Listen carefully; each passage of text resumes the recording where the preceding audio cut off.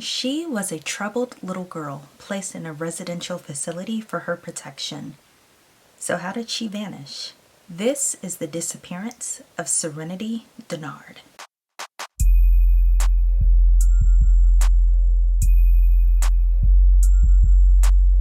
Hey guys, and welcome back to the channel. If this is your first time here, welcome to Little Miss Mystery, where we discuss all type of cases. Had the hiccups. Where we discuss all type of cases like this: true crime, missing persons, conspiracy theory, just everything. And I try to focus on cases that have not gotten a ton of media coverage, just because, I feel like for you, they're more interested because you don't know what happened every step of the way, and it's almost like a good story. But the main reason I focus on it is because as we grow our channel, who knows who is out there? You never know what information you may have if you're in the area that could actually help in one of those cases. So that's why we do that. So as I mentioned, if you have not subscribed already, be sure to hit that subscribe button. And if you have already been here before and seen the videos, then welcome back to the channel. So as you all know, I like to start each video with one word that sums up the situation or the case in my opinion. And the word that I would choose for Serenity Dennard's situation, her being missing, would be failed. So let's start by saying this was one of the most extensive investigations in Western South Dakota, like in the history, and one of the most exhaustive searches that they've ever done. And even with all of this stuff going on, all these different agencies working together, authorities, policemen, FBI, cadaver dogs, staff from the residential home, none of that helped. They were still not able to find Serenity Dennard, who disappeared on February 3rd, 2019. So this is not a super old case at all. This is still relatively current. So Serenity was 9 years old on February 3rd, 2019, when she ran away on a really cold Sunday morning from the Black Hills Children's Home, which was a residential youth facility for kids that were somewhat troubled, had some behavioral issues, and it was located in Rockerville, South Dakota. Little fun fact about that area: this is less than 10 miles from Mount Rushmore. If you are familiar with that area, you should know exactly where this is. And you've seen the pictures of the Mount Rushmore, faces. It's in a really heavily wooded, forested area, tons of rock, tons of things like that, just to give you an idea of the area that she disappeared from. So let's talk about Serenity. After being given up by her birth parents who were unable to care for her, a lot of the research I did found that she was actually removed from her parents. I believe one parent went to jail, then another parent was able to take her, but then once they went to jail, she stayed with her grandmother. She just kind of floated around the family, and eventually she was removed from the family on Christmas Day. Now, after being removed from her family, Serenity has stayed in more than a dozen different foster homes. Just moving here, staying a year, moving here, staying 6 months. It was a lot of instability for her, and because of maybe some things going on, especially with all the moves and being away from her parents, and it was just a lot going on, Serenity was diagnosed with reactive attachment disorder and disruptive mood disorder. Now, if you know anything about reactive attachment disorder, it is basically a condition where kids don't feel comfortable or secure in familial relationships, and they can act out as a result of that.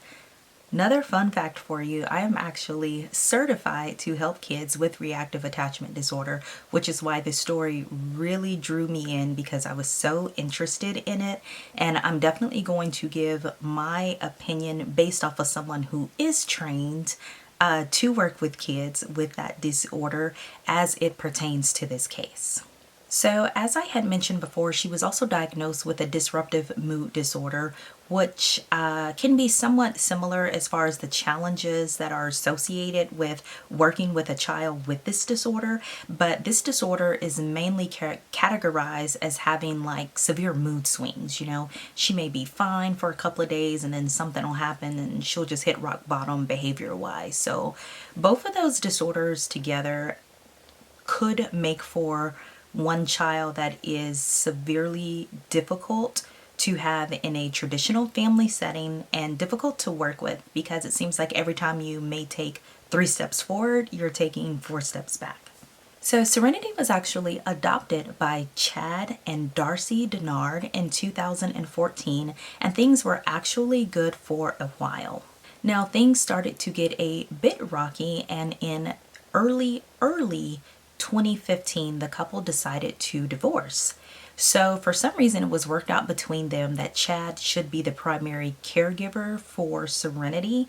So, Serenity actually lived with him, with he being her primary caregiver and guardian. But it looks like Darcy was still able to spend some time with Serenity, as you know, sometimes she would have weekend visits and they would do little fun girly stuff together. So it doesn't look like that relationship with her adopted mom was totally demolished at the end of the divorce. It just seems like she spent way more time with Chad. So from the information that I found, and this is per an article that I read in the Rapid City Journal, Chad and Darcy adopted her in October, divorced in January, and Chad remarried by May. So, you know, not to knock anyone's how they do things, but for a child that has reactive attachment disorder and already some stability issues, those are a lot of changes in a very small amount of time. So, as I stated, Chad was married around May, and he actually married a woman named Cassandra, who is now Cassandra Dennard. So, he's still married to her, and between the two of them, they had 3 children plus Serenity to look after. So, it was a big, you know, happy blended family, and even that can be difficult for someone that has a reactive attachment disorder as well. So it looks like it required an adjustment period for all of the kids involved, but even more so for Serenity, since she had a lot of her background issues as well as some trauma going on. So Darcy also got remarried. I wasn't able to find out when she got remarried, but she married her current husband, Brian, and they stay about 30 minutes from Chad and Cassandra. So like I said, she was, you know, still able to see Serenity. They had a great relationship. She would pick her up, and she said they would do, you know, quote unquote girl things, going shopping, getting their nails done, just kind of hanging out, having mother and daughter time. Now, she also stated that she was the one that could really get Serenity to calm down when needed. So, with that being said, I wasn't really for certain why Serenity went with Chad, her dad, to live instead of Darcy. But, you know, it could be anything. Maybe Darcy wasn't ready to have a child in home. You know, maybe she was trying to get somewhere to stay. Could be anything. It's just the first thing that I thought of. So, as I stated, Serenity was diagnosed with a multitude of things, and she had a really unstable life, especially for just being 9 years old. I mean, she had more things going on in her life than someone like twice her age, you know? So, with her diagnosis of RAD, or reactive attachment disorder, lack of stability, especially being bounced around from foster home to foster home, dealing with a new adoption, and then a divorce, and then a remarriage, it's safe to say that Serenity had a hard time trusting people. So Serenity would just start running away, and she did it all throughout the time, even when Chad and Darcy were married. But it seems like it started picking up and getting a lot worse. You know, if something made her mad, she would just walk away. Sometimes she would go on foot, sometimes she would run, sometimes she would take her bike. Sometimes it seems like it would be a little more impulsive than other times. So sometimes she would like pack a bag to be gone for days, and Sometimes she would just walk out the door. And the police became so used to her running away that they would just drive around. They always kind of knew where she was, pick her up, bring her back home. And we'll kind of talk about that as well, because even though it is their job, that does put a lot of stress on a police department when they have other calls coming in and they have this repeat thing going on. We'll talk about that a little later though. So as her behavior started to become more and more consistent and she started to become a danger not only to other people but to herself as well, her parents looked around at the resources that they were giving and they were recommended the Black Hills Children's Home, stating that, it would be beneficial for Serenity. So, having a new change of scenery and working directly with staff that are trained and experts in this field, they thought that it would be the best fit to put Serenity in this location, just to help her build some skills that could better prepare her for coming back to her family. Black Hills Children's Home is a facility that is skilled and known for helping troubled kids deal with some of the trauma that they are experiencing and giving them tools and resources so they can better acclimate back into society. So in July of 2018, Serenity's family took her to Black Hills Children's Home, and after a lot of assessments and, working with professionals there, it was assessed that she would need a 14-month program which would return her home in September of 2019. Sadly, as you guys already know, Serenity never made it home.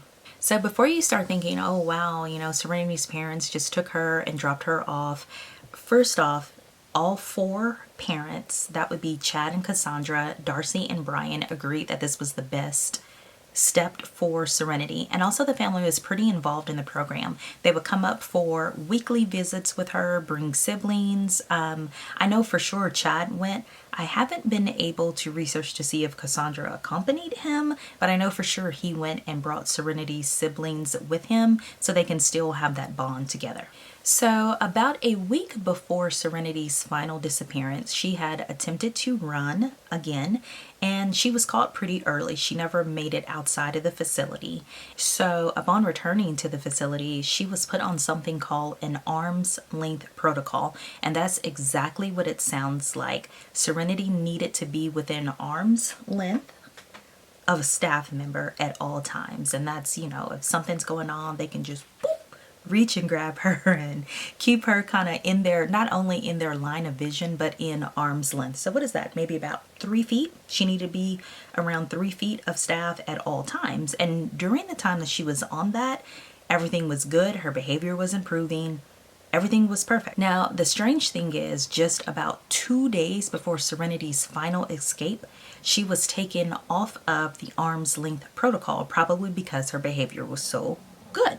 Now, a lot of people don't know, and the facility has never stated why she was removed from the arm's length protocol and allowed to roam around like any other resident.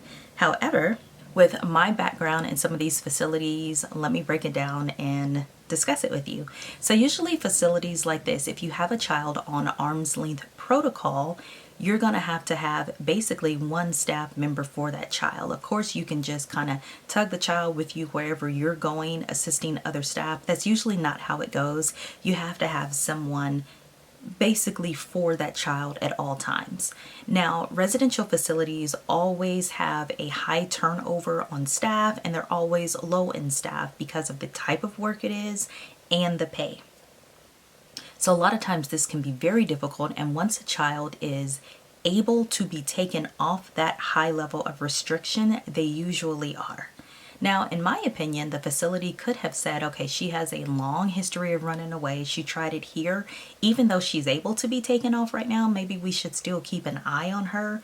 Maybe discuss it with her while she's still on it, because a lot of time these kids know all the rules. They're like, I did a week, I had good behavior, I need to be off. These kids know. But I feel like this could have been worked out in some way because, well, just keep listening.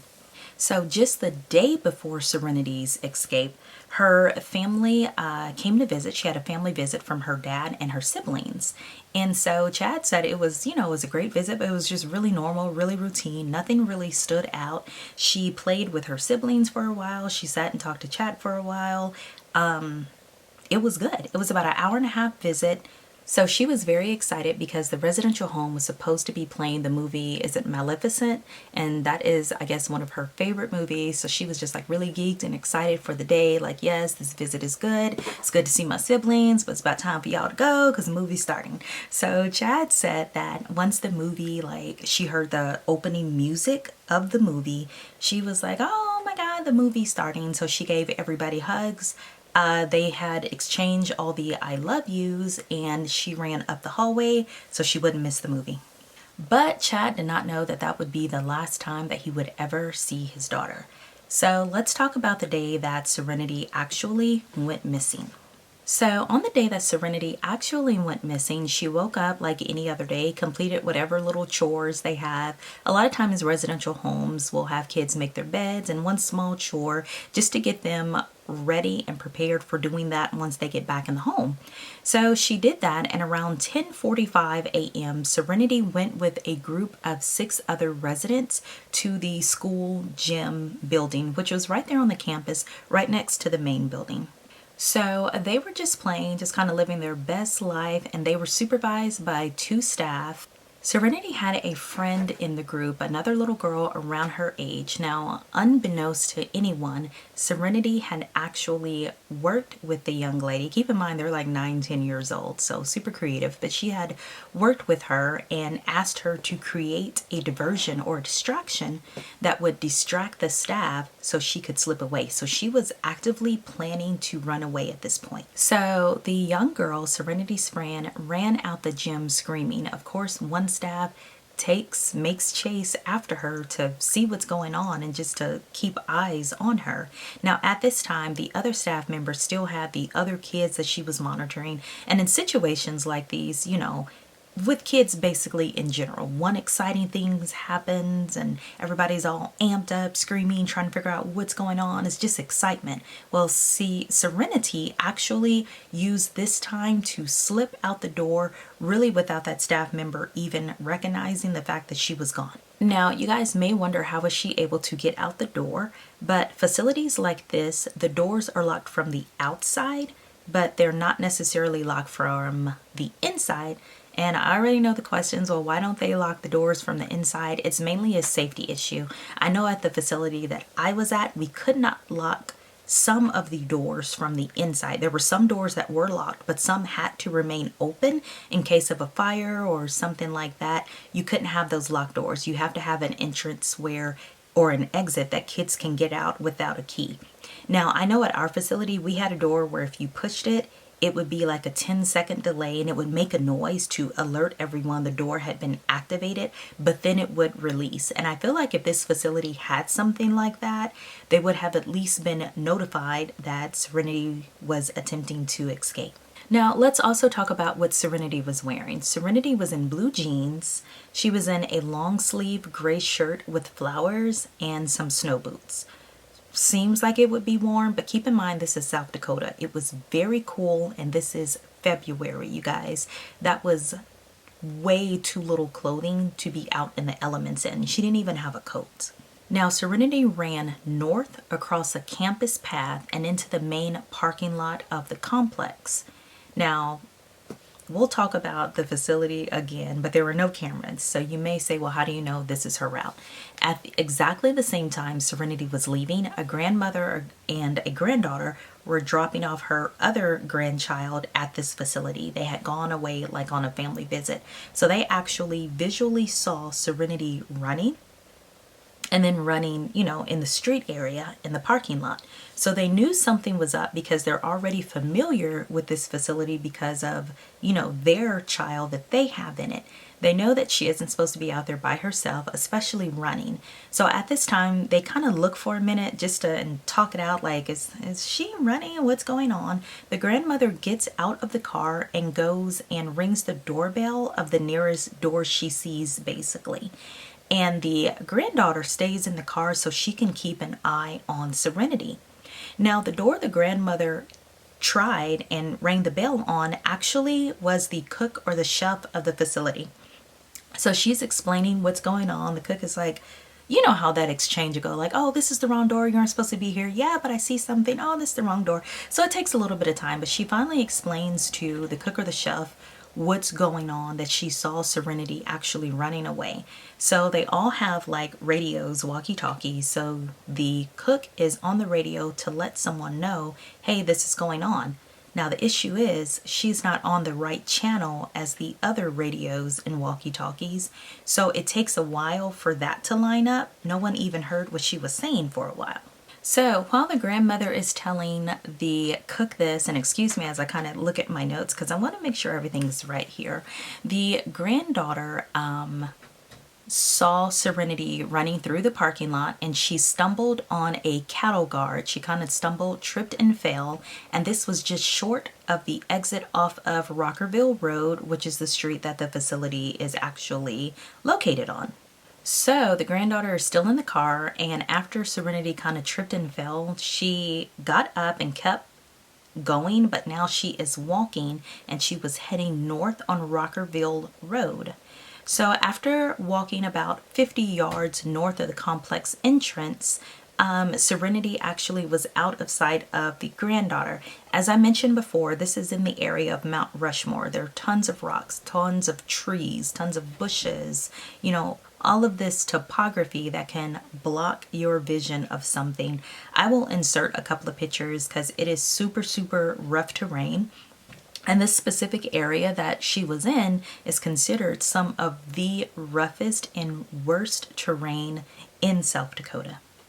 So when the grandmother returned to the car with the granddaughter, they actually tried to follow the route that Serenity took. They actually went up and down Rockerville Road a few times, but they never saw her anymore, which is why a lot of people believe she went into the woods at that point. They did try to retrace their route, like I said, multiple times, even going back to the facility a few times, but they never saw Serenity after that. And actually at that point, they were the last people to see Serenity ever. Now, also interesting to keep in mind, they never saw any other vehicles or people at this time as well. Sometimes you'll see a vehicle maybe going up the road or turning the corner. They never saw anything. So at the time of the runaway, there were 15 staff and 37 children at the facility. 4 staff members immediately began searching for Serenity as soon as they were finally notified once the radios got on the right channels. And once it was kind of designated what staff would stay with the kids, one more employee joined in just a little bit later. So between the time it took for the grandmother and the granddaughter to initially spot Serenity, decide, if this kind of looked weird or not, turn around, go back to the campus, talk to the cook, for the cook to find the right channel, and all of everything going on, this was about 8 to 10 minutes. So Serenity basically had a 10-minute head start on those searching for her. Now, after the staff are already looking for her, as in situations like this, usually the on-call supervisor is called and notified, and this case was no different. They call and notified the on-call supervisor, and he or she advised the staff to continue searching for about 15 more minutes before calling 911. So the supervisor, had tried to call, didn't really get an answer, wanted to make sure everything was okay. So about an hour and a half later, the supervisor arrived at the facility, was notified that they still had not found Serenity, and asked well, where are the police? Did you guys call 911? They found out that 911 was never called. At this point, it has been an hour and a half. So the supervisor immediately called 911 and posted a report. This was about 12:20, 12:26. So at 12:46, police officers arrived at the scene. Like I said, they were a little bit far out. They arrived at the scene that afternoon just to see if, what was going on, if the girl had been found, and if they could just do just kind of preliminary searches, because they didn't think she had really gone too far. But by 1:16 p.m., there were 4 different authorities involved and actually on location. So that first night, the deputy or the detective in charge of this investigation was Detective Hartland. And that first night, Hartland and other deputies went door to door to all the homes in that area, which was only about 40 homes. It was a really kind of, out of the way area. But they were just checking to see if anyone had seen Serenity and checking to get a feel to see if any of the answers, responses, or actions were a little bit unusual or just made them feel a little different and feel that it was someone that they would need to focus on a little later. So the department also gave national attention to the case by reporting Serenity as a missing person with the NCIC, which is the National Crime Information Center, and the next day issuing a national missing and endangered persons alert, which means everyone in that area in South Dakota and surrounding states would know that Serenity was missing. They would have a picture of her, details of what happened, and any recognizing things about her. So investigators were actually, like, as the days went on, and I'm kind of getting ahead of myself just to tell you this part, they were really criticized for not talking to her adoptive parents. There were a lot of theories like, oh, well, the adoptive parents, you know, did something to her, or her birth parents came and got her. And little did people know, because the police really didn't release the information, the police had heavily investigated her adoptive parents as well as her birth parents, as well as staff and other residents at the Black children's home, but everyone was ruled out as having anything to do with Serenity's disappearance. So another key component that they were trying to figure out was, did Serenity contact anyone before leaving? Like, did she schedule a ride? Serenity was a very smart little girl and pretty crafty, so they were trying to figure out, did she reach out to anyone? But after like checking computers, phones, all of that stuff, it was determined that she hadn't reached out to anyone before she left. So a lot of the investigative efforts were kept really quiet, just so they wouldn't kind of reveal all their cards, basically. However, all in all, let me read this for you too, because this was a huge search. More than 1,200 people from nearly 70 agencies, including more than 100 dog teams, have logged more than 4,500 miles of walking. So I want to comment on that, because a couple of people I've read in comments like on Reddit and said, well, if the police have walked 4,500 miles, there's no way that she's in the woods, because she couldn't have walked like 4,000 miles. What they are saying is basically it was 4,500 miles total. So if you have two officers that walk a mile each, that's counted as 2 miles, not just one. So it's the miles of all the officers together. So all in all, they've walked 4,500 miles, not 4,500 miles total. So to monitor the search and to try to rule some areas out, detectives have a tabletop size map of the area with lines demarcating where devices show that people and dogs have searched so far. So basically, since this terrain is so mountainous and littered with trees and rocks everywhere, they don't want to waste time just kind of researching certain areas. So they have a huge map where they can already make notes of areas they've already searched, so they can search new areas to really try to find her. Excuse my cat.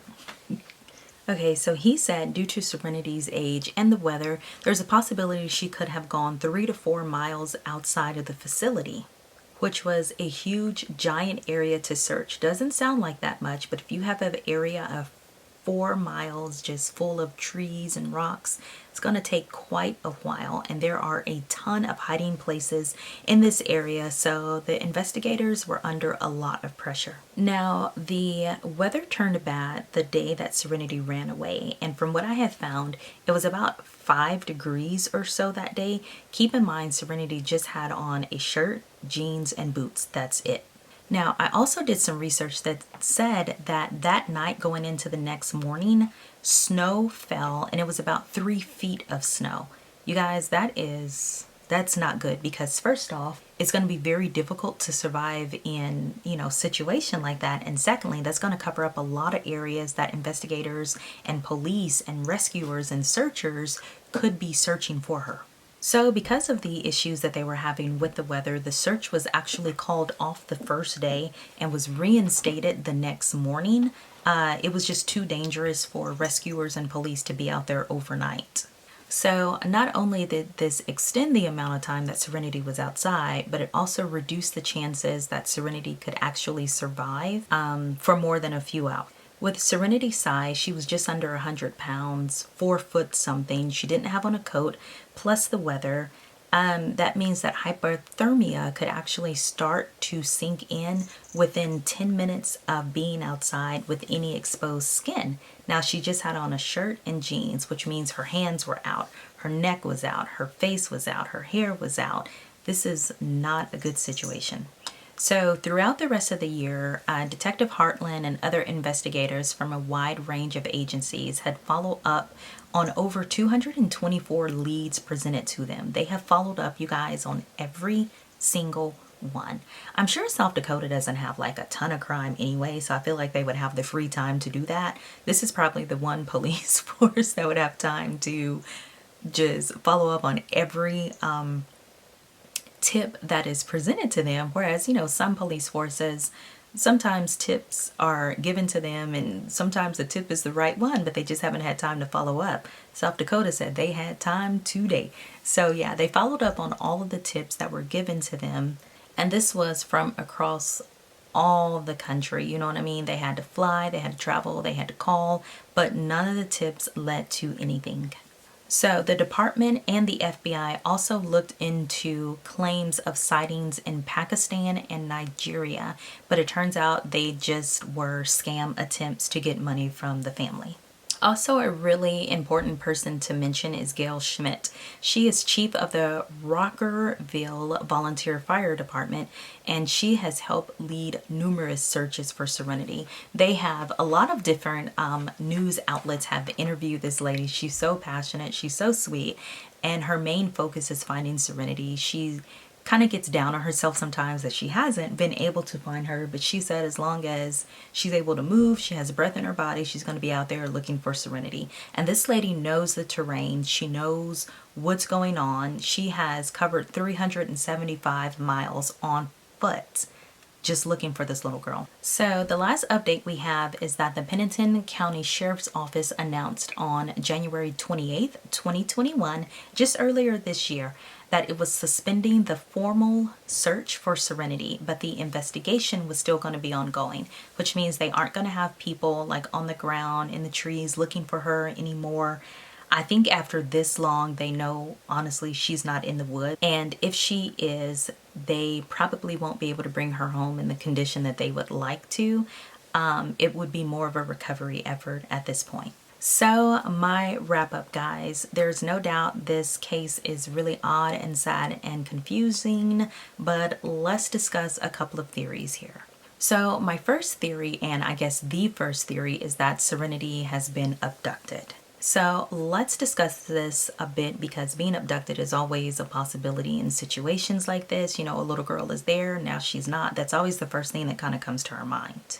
Now, the interesting thing about this theory is that authorities, the parents, also a lot of people in that area, they don't think that this is the likely scenario. They think actually this is the least likely scenario. Of course, there's always, you know, a chance that it could be it, but there's so many things that would have had to fall into place perfectly for that to happen.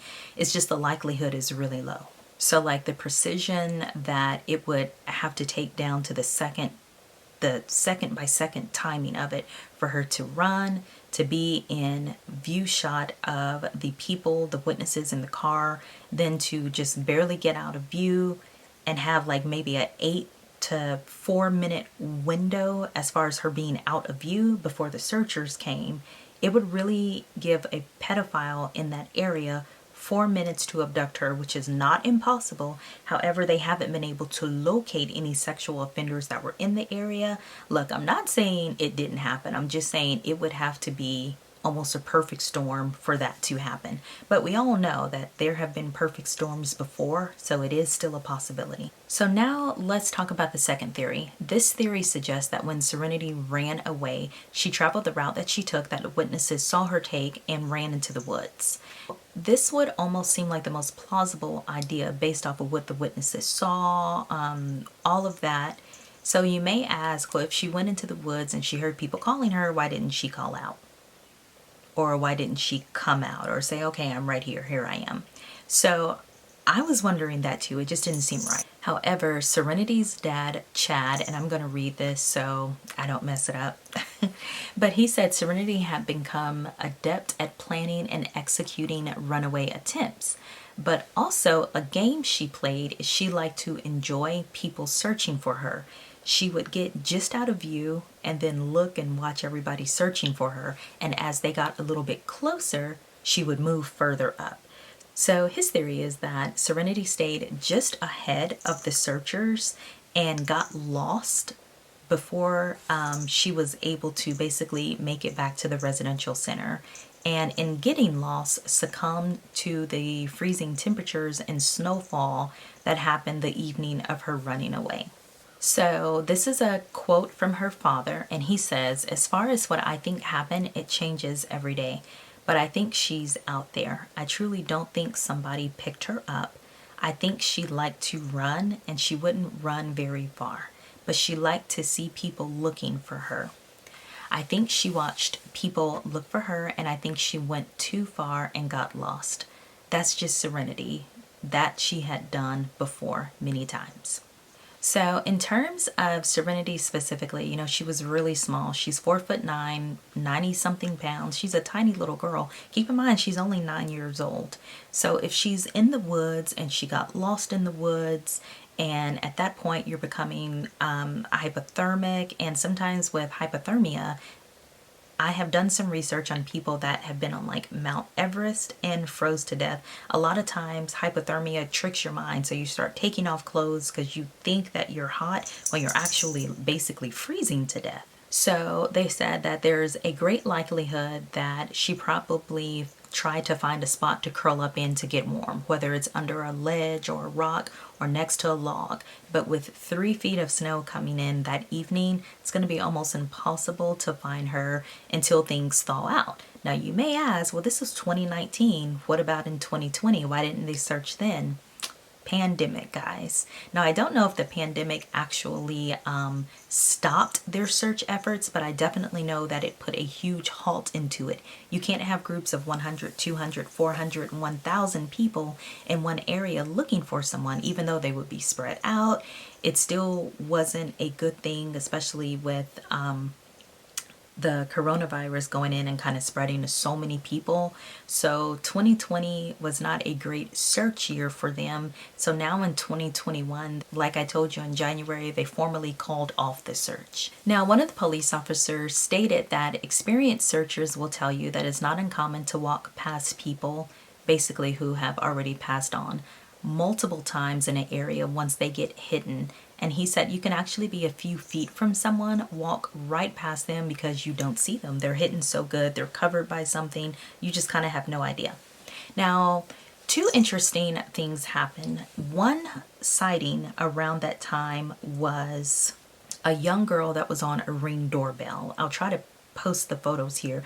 Basically, she rang the doorbell saying she needed help, and turns out it wasn't Serenity. They had showed the picture to her parents and all of that. It wasn't her, unfortunately. The second sighting was in Las Vegas. There's a picture of a young girl with an older man, and the guy filming it said they had been holding hands, making out, and he basically followed them around, got the picture, and got their license plate numbers.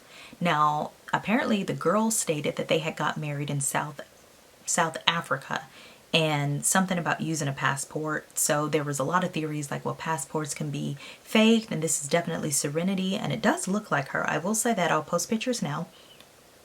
However, using the license plate to find these people, it actually was not Serenity, and I'm assuming the girl was not in danger or else the police would have taken her, but it does look a lot like Serenity. However, the girl in the picture, Serenity would have been around 11 now, and she looks a little older than 11, definitely not 18, but a little older than 11, but you guys comment and tell me what you think. As always, you guys, if you know something about this case, anything about this case, say something. You can actually really help a family who's waiting, hurting, and hoping right now. Don't forget to give this video a thumbs up and subscribe to the channel. We would love to have you as part of the family. And if you love true crime as much as we do, definitely share this video with someone who will enjoy it. So comment down below what you think about this case. It's perplexing to say the least. I really feel like Serenity was failed on multiple levels, but I would love to hear what you think. Until next time, guys, stay safe, stay aware, and we'll see you in the next video. Bye, guys.